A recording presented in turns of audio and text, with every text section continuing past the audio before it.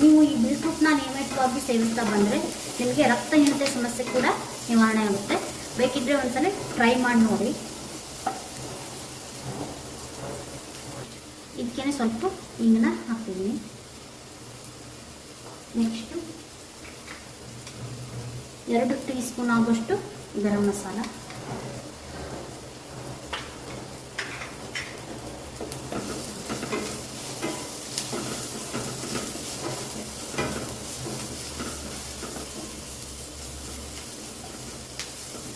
ಸ್ವಲ್ಪ ಹಸಿ ವಾಸನೆ ಹೋದ್ಮೇಲೆ ನೆಕ್ಸ್ಟ್ ನೀವು ತುರಿದಿಟ್ಕೊಂಡಂಥ ಬೀಟ್ರೂಟ್ನ ಇದಕ್ಕೆ ಸೇರಿಸ್ಬೇಕು.